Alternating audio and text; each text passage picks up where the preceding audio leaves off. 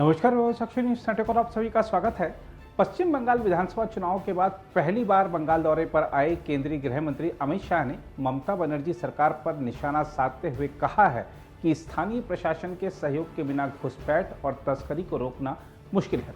अमित शाह ने हालांकि जोर देकर कहा है कि जल्द ही एक ऐसी राजनीतिक स्थिति आएगी जिसके चलते स्थानीय अधिकारी जनता के दबाव के आगे मदद करने के लिए बाध्य हो जाएंगे। हम आपको बता दें कि अमित शाह ने उत्तर 24 परगना जिले में सीमा सुरक्षा बल के एक कार्यक्रम को संबोधित करते हुए यह बात कही।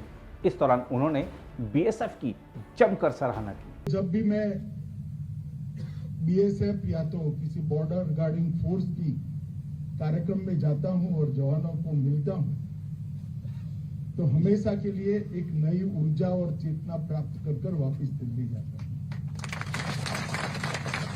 क्योंकि आप लोगों का जज्बा जो कठिन से कठिन परिस्थिति में, चाहे राजस्थान और कच्छ का रेगिस्तान हो, कच्छ की क्रीक हो, या आज मैंने देखा सुंदरवन जहां 3 नदियों का डेल्टा एरिया है, वहां मगरमच्छों के बीच घुसपैठ और तस्करी रोकने के लिए 24 घंटे की आपकी निगरानी हो।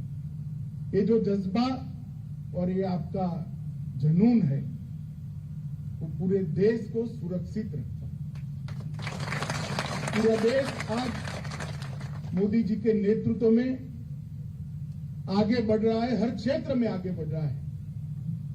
इसका महत्वपूर्ण कारण हमारी सीमाएं सुरक्षित है। और मैं गर्व के साथ जहां जहां देश में जाता हूं वहां कहता हूं कि देश के गृह मंत्री के नाते मैं चैन की नींद इसलिए सो पाता हूं कि बीएसएफ का मेरा जवान बॉर्डर पर खड़ा हुआ 24 घंटे। मित्रों, आप सभी अभिनंदन के भी अधिकारी है और देश की जनता के ओर से मैं आपका बहुत बहुत आभार भी व्यक्त करना चाहता हूं आप लोगों को, क्योंकि 7 अर्ध में जो इतनी बड़ी फेंसिंग लगाई है, चाहे बंगाल की सीमा हो, चाहे पाकिस्तान की, चाहे गुजरात की, ये फेंसिंग कभी भी देश की सुरक्षा नहीं कर सकती है।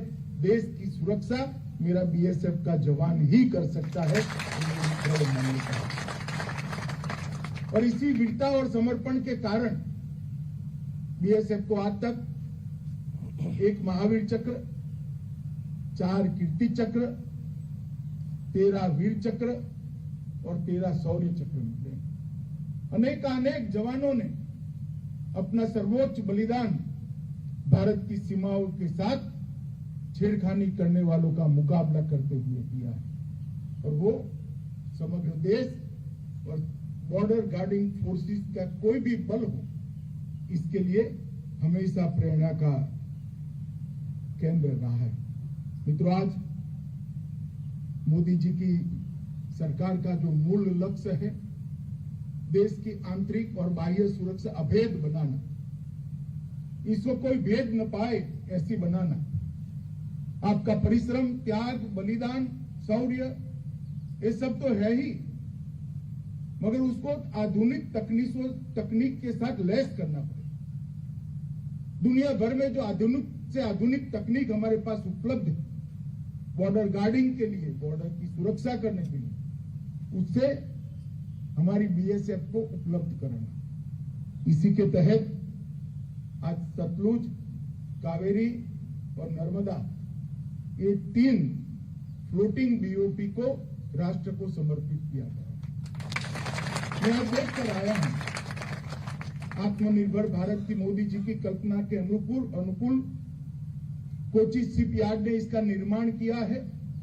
38 करोड़ की कॉस्ट की एक बीओपी, जिसका वजन लगभग 53,000 मीट्रिक टन, और ये बीओपी सभी आधुनिक सुविधाओं से लैस है, सुरक्षा उपकरणों से लैस है, और जवानों को अंदर कम से कम तकलीफ पड़े इस प्रकार की सारी सुविधाओं की भी चिंता। उसके अगले हिस्से को बुलेट प्रूफ भी बनाया गया है, जिससे अंदर बैठे हुए जवानों को सामने से अगर गोलीबारी होती है तो इसकी सुरक्षा हो। अंदर भरपूर खाने पीने की चीजें और पीने के पानी की व्यवस्था भी की है, और 1 महीने तक पेट्रोल और डीजल नया लिए बगैर 3 डीजी सेट के साथ ये बीओपी तैरती रह सके, इतनी अत्याधुनिक बीओपी आज राष्ट्र को बने। मुझे विश्वास है कि बहुत संवेदनशील क्षेत्र जो है सुंदरवन, जिसको नदी से 2 टुकड़े ईश्वर ने ही करे, एक हिस्सा बांग्लादेश में, दूसरा हिस्सा भारत में, मुख्यत्वे गंगा और ब्रह्मपुत्र से बना हुआ ये डेल्टा का क्षेत्र बहुत संवेदनशील है देश की सुरक्षा की दृष्टि। हमारे बंगाल के विपक्ष के नेता मेरे साथ थे, मेरे कान में कहते थे जाते वक्त, ये सब बहुत घुसपैठ होता है, बहुत घुसपैठ होता है। आते वक्त कहते थे अब बहुत अच्छा हो जाएगा, घुसपैठ होने की संभावना कम हो जाएगी। क्योंकि एक बीओपी के साथ 6 छोटी बोटें भी, पेट्रोलिंग बोटें भी हैं, और जिस प्रकार की व्यवस्था करी है वो व्यवस्था घुसपैठ और तस्करी दोनों को रोकने के लिए पर्याप्त है, ऐसा मुझे लगता है। हालांकि क्षेत्र बड़ा कठिन है, उस ओर से कोई पत्थर भी डालेगा तो इस ओर आ जाएगा। इतनी सक्रिय नदी का एरिया भी कई क्षेत्र में आता है, और ये 80 किलोमीटर का एक क्षेत्र है, तो बहुत कठिन है। मगर मुझे आप लोगों के कर्तृत्व पर पूरा भरोसा है, आप लोगों के शौर्य पर भी पूरा भरोसा है। आज यहाँ पर एक मैत्री संग्रहालय का भी शिलान्यास हुआ है। भारत ने हमेशा पूरे विश्व में मानव अधिकारों की सुरक्षा पर बल दिया। 70 के दशक में जब हमारे पड़ोसी देश में मानव अधिकारों का हनन हुआ, घोर अत्याचार किए गए, और अत्याचार के वक्त वहां से एक बयार आई हमारे यहां शरणार्थियों, भारत के पास भी कोई चारा नहीं था। उस वक्त बीएसएफ और सेना दोनों ने मिलकर बड़ी वीरता के साथ वो मानव अधिकारों का, उन क्षेत्रों में मानव अधिकारों का रक्षण भी किया और बांग्लादेश को जन्म देने का काम भी किया। अब इस बात को 50 साल हुए हैं, और उस स्वर्ण जयंती वर्ष के अंदर हमने इसकी एक चिरकालीन स्मृति रहे, इसलिए एक मैत्री प्रदर्शनी यहां पर लगाने का निर्णय किया है। लगभग 8 करोड़ रुपए की लागत आएगी, और ये हमारे आजादी का अमृत महोत्सव का वर्ष भी है। हमारी आजादी को 75 साल समाप्त हुए। भारत का पूरी दुनिया में ऐसा योगदान बहुत कम देशों का देखने को मिलेगा जो किसी क्षेत्र के मानव अधिकारों की रक्षा के लिए हमने यहां पर किया था। मित्रों, मैं ज्यादा बोलना नहीं चाहता, परंतु इतना सुनिश्चित करना चाहता हूं कि आपका पोस्टिंग इटसेल्फ बड़ी कठिनाई है, वो मुझे मालूम है, और किसी को हो न हो।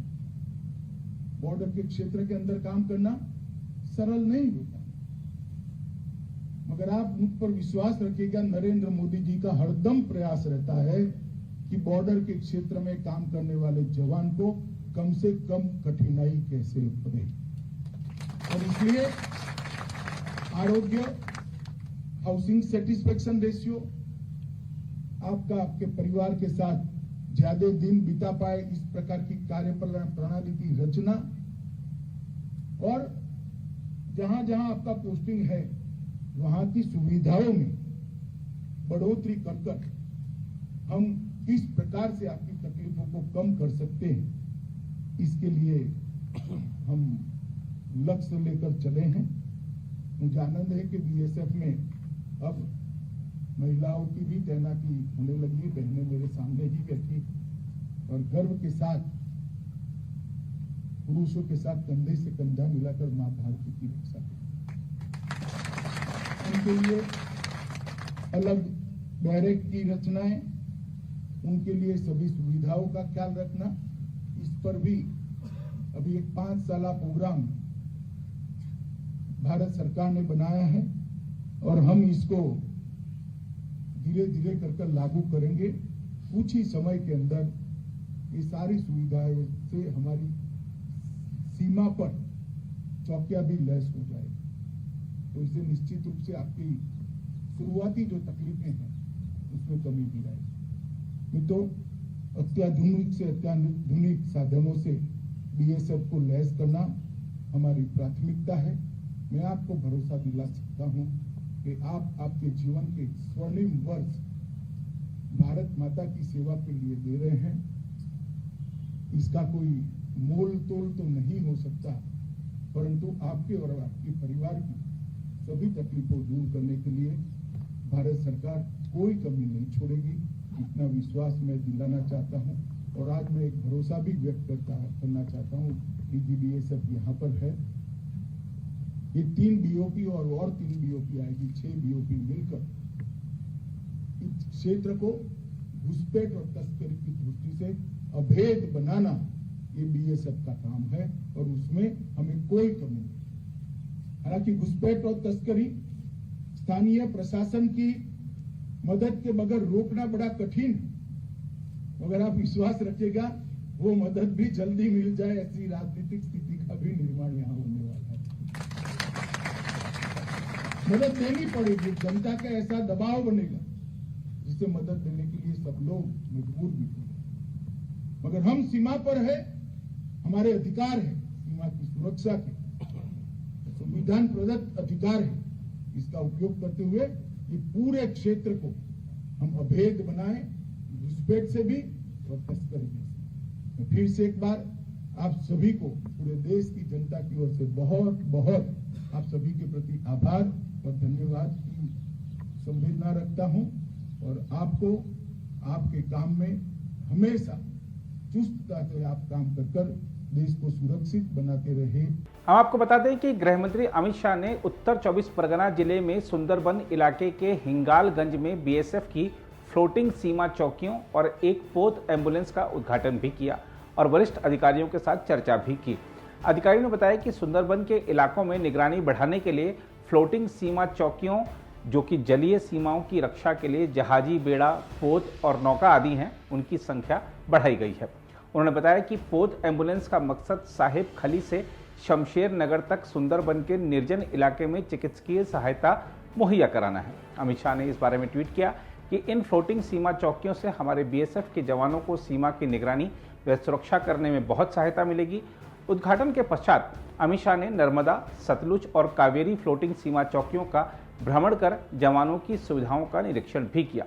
इसके बाद उन्होंने कहा कि मोदी सरकार सुंदरबन के इस अत्यंत चुनौतीपूर्ण क्षेत्र में पूरी सजगता से देश की रक्षा करने वाले बीएसएफ के जवानों को हर मुमकिन सुविधा देने के लिए संकल्पित है। अमित शाह ने बाद में बीएसएफ जवानों के साथ दोपहर का भोजन भी किया और उनका हालचाल पूछा। हम आपको बता दें कि अमित शाह गुरुवार सुबह कोलकाता हवाई अड्डे पहुंचे थे, जहां भाजपा के वरिष्ठ नेता शुभेंदु अधिकारी और केंद्रीय गृह राज्य मंत्री निशित प्रामाणिक और भाजपा के राज्य इकाई के प्रमुख सुकांत मजूमदार ने उनकी अगवानी की। अगर आप भी लेना चाहते हैं देश दुनिया की तमाम जानकारी तो आज ही सब्सक्राइब करें हमारे चैनल को। साथ ही नीचे दिए बेल आइकन को जरूर दबाएं ताकि हर अपडेट आप तक पहुंच सके।